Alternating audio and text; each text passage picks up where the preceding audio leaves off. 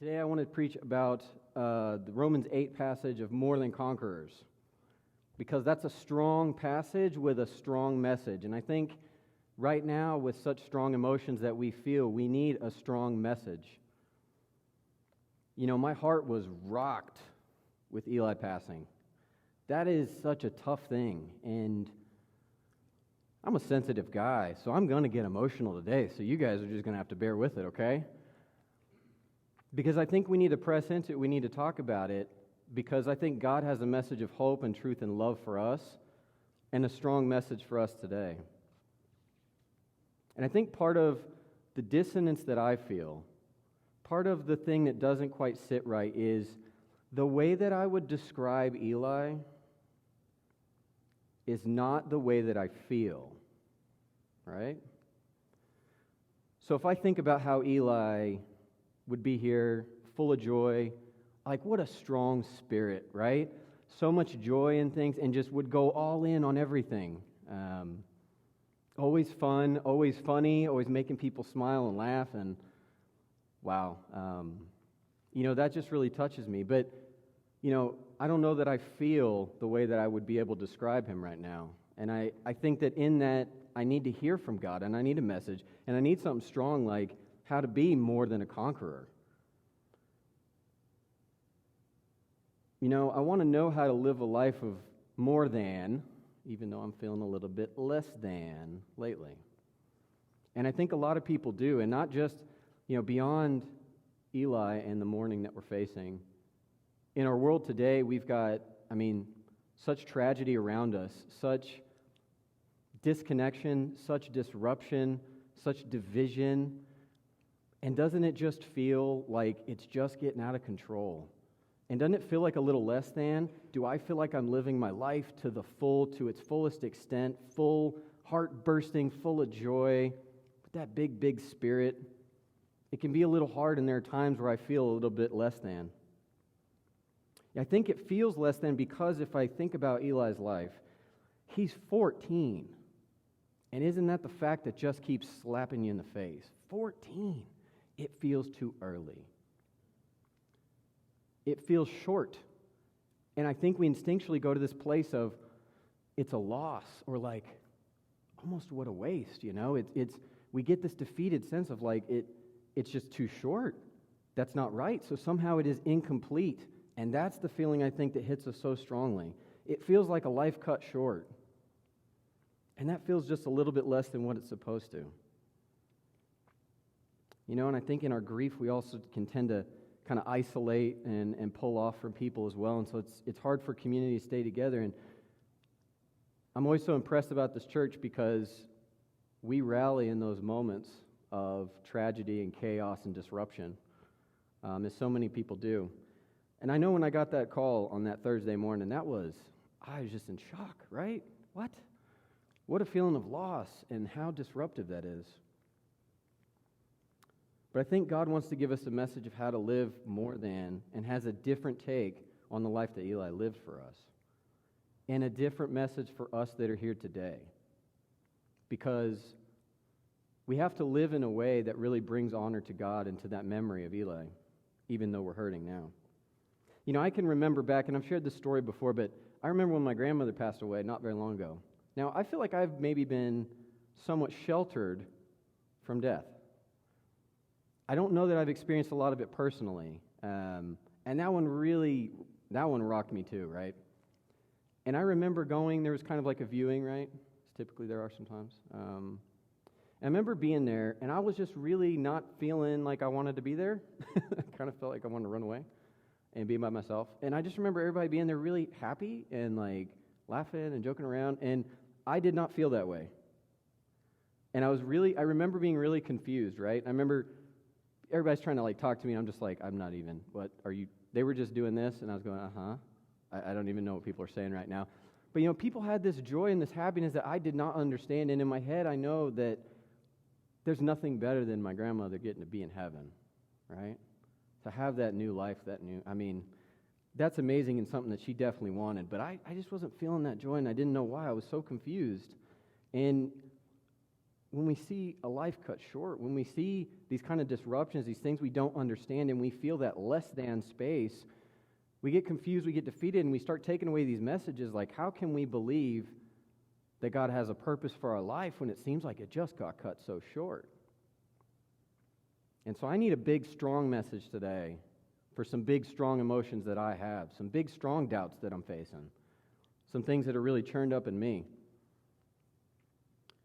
So in Romans 8, one of the most powerful passages from Paul, I mean, he just does some amazing things here, and I want to take you through it, but I came across verse 28, and it says, "We know that in all things God works for the good of those who love him, for those who've been called according to his purpose." Now, in this space where I feel less than, it's hard for me to imagine that, like, okay, but there's a purpose behind this. And as Christians, aren't we supposed to know that Eli's life had purpose, like he completed his purpose here, even in such a short window? And to hear Paul talk about this in this message and then go to this More Than Conquerors, I had to dig into it because I was like, okay, I need those strong words today.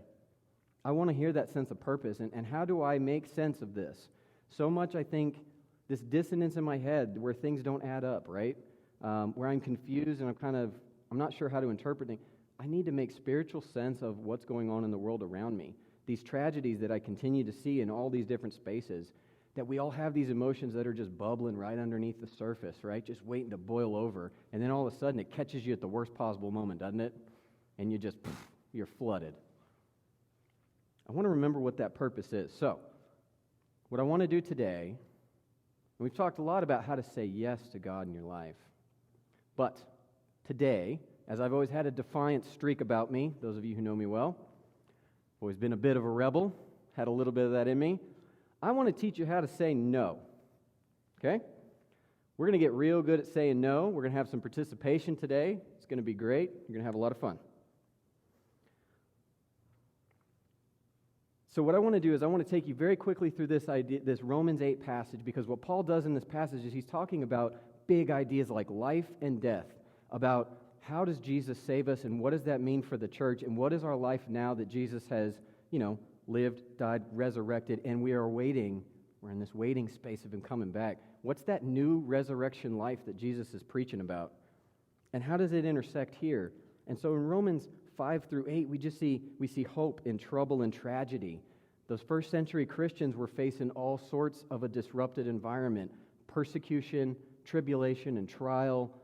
They were hunted, they were chased out of town at times, they were persecuted just for their faith in who they said is Lord. They didn't say Caesar is Lord, they said Jesus is Lord. That generally doesn't sit well with powerful people when you say someone else is Lord. But what Paul does in this passage of More Than Conquerors, it's an exclamation. It's a big statement. It's a big, powerful message, and I need to know why we're getting there and what's going into that, right? So if you go through 5 through 8, and I'll give you just the bullet points here, what Paul's doing is he's working through these ideas of what makes us right with God and how do we have faith in the troubled times, and I think it's just the perfect message for us. And then we get to this in 5, just these 10 short verses, 9 to 10 verses in chapter 8. More Than Conquerors. And he poses what I say are 3 movements, okay? Paul has 3 movements that are eloquent and that are decisive and that are steeped within tradition. And what he does is he gives these 3, he asks a lot of rhetorical questions, about 7, but we're going to focus on these 3 movements within that. And what he does here is masterful, and it paints a picture of what the people of God do in times of tragedy. And it actually follows the Hebrew Bible of the Tanakh, right? There's the Torah, they have 3 sections where it's basically the law, the prophets, and the writings. And what he does is he picks one example out of each in these rhetorical questions to paint a big sweeping picture of completeness. And isn't that the kind of vision that I need today? Isn't that what I need to hear today is about complete? Paul talked about running the race, completing it, fighting the good fight, doing things well, using the time we have. And I want to hear that powerful message of being complete. And so the first is in Romans 8, 31 to 32. And he asks this question, and then he alludes to this Bible story. He says, if God is for us, who can be against us? Now this is where I'm going to teach you to say no. Are you ready? So we're going to start with no one. So let me ask it again, and I want to hear it with some passion because you got some emotion, so I want to hear it, okay? So if God is for us, who's against us? No one. Great. Okay, you got it. Now you're in the rhythm. We're going to keep going with that. So what Paul does in this section is he pulls in the Pentateuch, right? It's the Torah. It's the first 5 books of the Bible. It's the law. And he pulls in and he goes back to Abraham, the story of Abraham and Isaac in Genesis 22. And so what Paul does is he alludes to this by talking about the sacrifice of his only son. And obviously he's talking to Jesus, but he's also tapping into this Jewish audience. He's talking about where they come from and where they put their faith. You see, Abraham is celebrated for his faith. He waits how long for that blessing of that child? He's old. Remember? Sarah laughs. Isaac's name means she laughed because she was like, yeah, right, we're just not going to have this kid. As one who's waited for a child, I can tell you, I feel this deeply. But the Jewish faith and culture, they revered Abraham because he had this faith. He was willing to do it, to go up on the mountain to sacrifice his only son that he had waited his entire lifetime for. And he taps in. He'd finally had a son, and then he's asked to sacrifice. He's willing to do it, which is wild and bold. But God provides and God spares that son. And so what Paul does in this passage to answer this rhetorical question he poses, he answers and he talks about, he alludes to Abraham and Isaac and says, but this God here does not hold back his son. He does not spare his son. And how much more will he graciously give to us all the time? Because that story is ultimately about this blessing and it's about sacrifice. And what Paul says is, think back to the law, blessing and sacrifice. But if God's for us, who can be against us? No one. Okay, so our next one, we're going to fast forward. We're going to go into the prophets. We're going to talk about the prophet Isaiah. As he alludes to, he asks another rhetorical question in verses 33 and 34. He says, you ready? Who will bring charges or condemnation against God's chosen? No one. Good. In Isaiah chapter 50, verses 4 through 9, it talks about, it's one of these suffering servant passages from Isaiah where he talks about this Jesus and this Messiah that's coming. And he says, this life of Jesus, we are awaiting this vindication, right? People condemn us, they charge us, and what we want is we need this judge to kind of be there to watch us. And so he talks about how Jesus is seated at the right hand of God who sits on the throne. Now, the early Christians used that it was an encouragement for the church. Jesus is now sitting, resurrected, at the right hand of God. He is watching over us. He's still in control despite the chaos that we see around us. The early church used this for confidence during times of trial and tribulation. But it's ultimately an encouragement for us. And so we move to the third piece. And in Romans 8:35, we have another question. Well, who shall separate us from the love of Christ? And he uses the writings of the Psalms. Psalms 44:22 is a direct quote. He quotes in there and he says, for your sake we are being killed all the day long. We're regarded as sheep to be slaughtered. Because he goes to answer that question, he says, well, who shall separate us from the love of Christ? Notice it says who, not what. Who? You have an enemy. And what does the enemy generally try and do? Isolate you, get you alone, pick you off the herd, take you out. But it says, shall tribulation, distress, persecution, famine, nakedness, danger of the sword, as it is written, for your sake we're being killed all the day long. We're regarded as sheep to be slaughtered. So right in the middle of this, what can separate us from the love of God? Yet I'm feeling like, why am I being led out like a sheep to the slaughter? Do you see how that doesn't really add up too well? There is a separation. All of those things that are coming, whether it's pandemics, riots, violence, people being divided, or tragedy and loss, all of these things seek to separate us from the love of God. And when he goes in to quote this from Psalms, and in Psalms, this is a great psalm. It starts out wonderful. It's a celebration. It talks about how God brings us victory over our enemies. And Paul's going right toward this More Than Conquerors, that we have victory over our enemies. God has delivered us. He has saved us. He has redeemed us. And then all of a sudden it takes a sharp turn, and then everything goes wrong.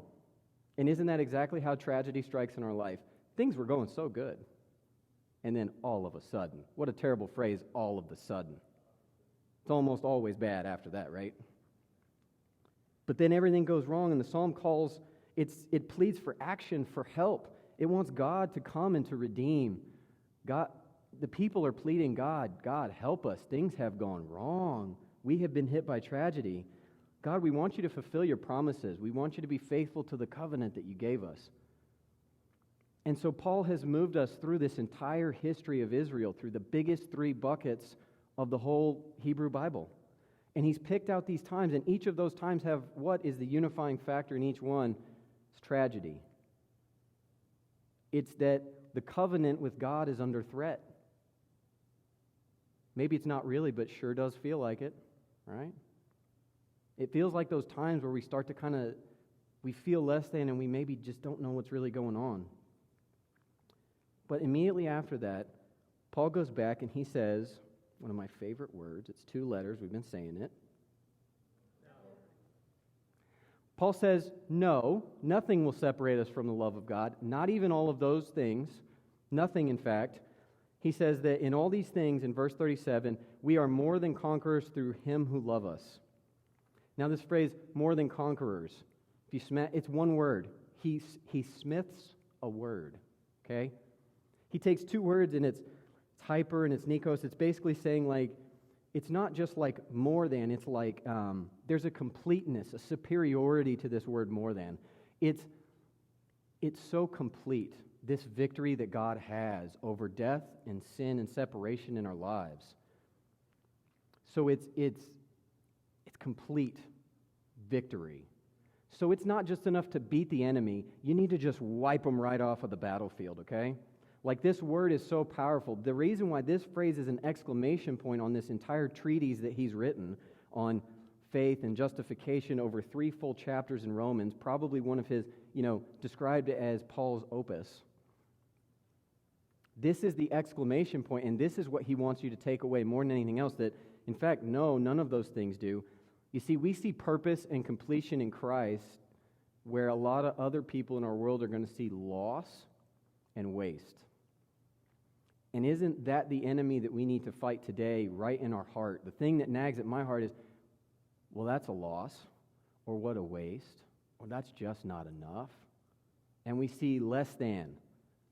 But what he's saying is we're more than conquerors. He wants us to live this more than life, full of spirit and joy and happiness. And he says the love of Christ fills our heart. It doesn't mean nothing goes wrong, because every single story that we just told is the setting of tragedy. And it says, will any of these things separate us? It doesn't say they don't exist. It says we're going to walk through them, but Christ is going to be with us, and isn't that what we need to know? Because it's not just enough to have this head knowledge, this spiritual sense. The physical matters to God. And so you have to think about, when I was at my grandmother's funeral, confused, and then when you get confused, you get kind of embarrassed and angry all at the same time. Are you with me? And as I'm sitting there, it's like I'm so focused on the physical. Like, in my head, I know that this is good, and yet I feel bad. It's when I think about the kind of big spirit that Eli had, and how he was just so into whatever he was doing, and when I describe him, it's just so different than how I feel right now. But what God does is he takes these principles and these ideas, but really it's his love that comes through, and it unites us, and it helps us pull in the spiritual and the physical and integrate. And so now we don't have this dissonance where I don't understand things or I'm confused. What I have is this integration in Christ. And this unifying factor is God's love. God's love is so complete, it's not bound by time either. So while we are sitting here stuck in time and we think 14 years, that is just not enough. The love of God, when Paul talks about this love, this overwhelming love of God that we cannot be separated against, he's talking about a past action, something that has been done. It is this cross. Jesus has come, has defeated the enemy. The battle is won. The enemy that we have wants us to think that we're still in the middle of it and that we're going to, that they can win. But the truth is the devil doesn't win. Is that our adversary is ultimately powerless when faced with what happened on the cross.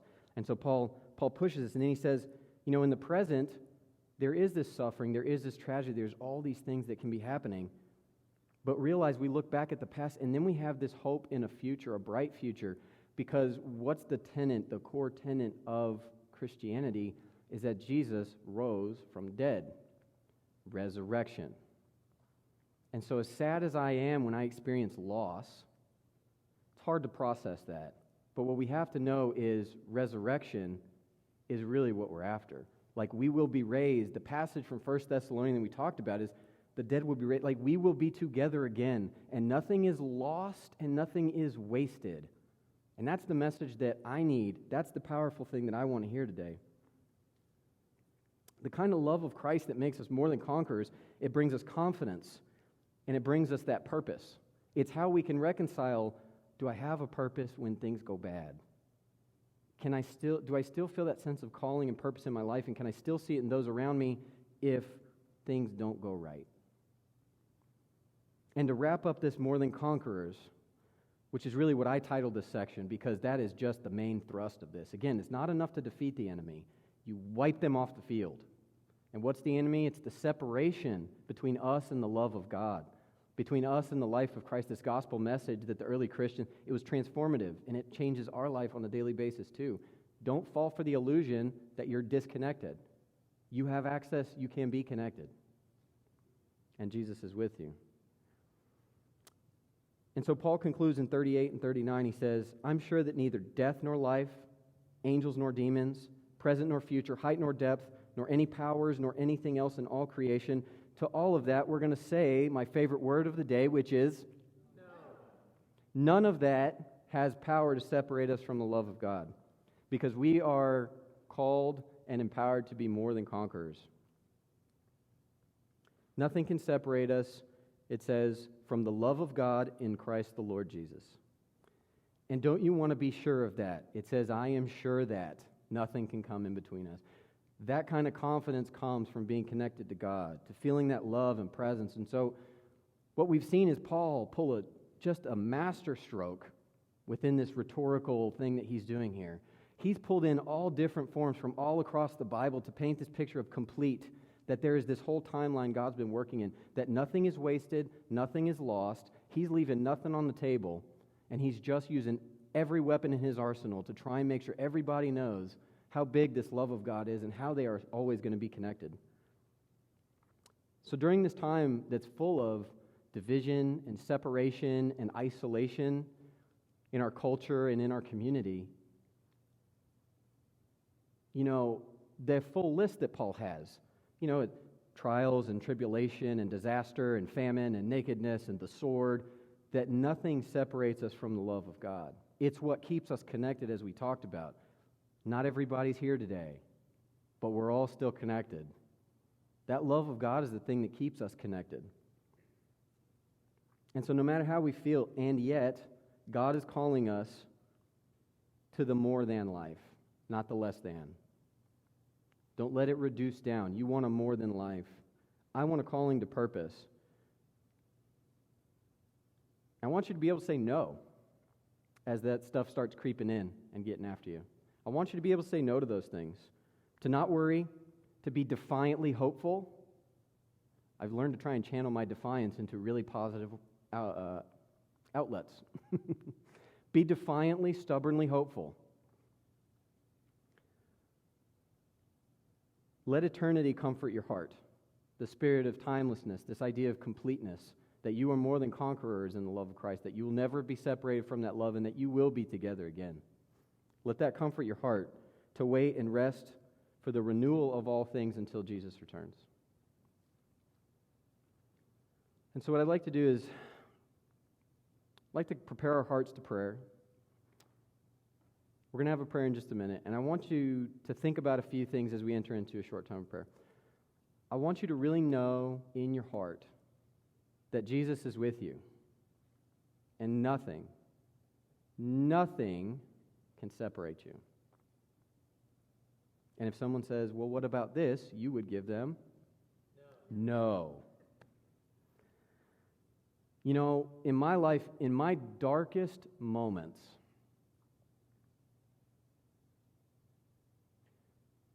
Jesus has always been with me. He has always been there, and he has never left me. There have been times where I look back on tragedies in my life and I have to go back, rewind the tape a little bit and go, oh, yeah, he was definitely there. And doesn't that just change my whole memory about the whole situation? But in our darkest moments, Jesus is with us. He's always been there, and he still has a good purpose for you. I want you to bring all things to Jesus. If you feel isolated, separated, any of the things we're saying no to, I want you to continue to say no to them, but I want you to bring them to Jesus because he's the one who can take them in and can deal with them and banish them away from you. And my prayer for everyone is that you'll just know it, you'll see it, you'll feel it, that you'll just get it deep in your soul, the way that Paul did. How strong and transformative the love of Christ is. Because when I think about it, and I think about young Eli, who's with Jesus right now in a way that we can only imagine, and we will be one day, and we will be together. And you got to know he's having a great time. And I think what he would want for you is to feel a sense of more than today and not less than. To realize that his life right now, although he left us in a way that we think is far too early, God brought his life to a sense of completion, and he finished that race. And now he's living a life that is more than he could ever imagined and is just so happy and so joyful.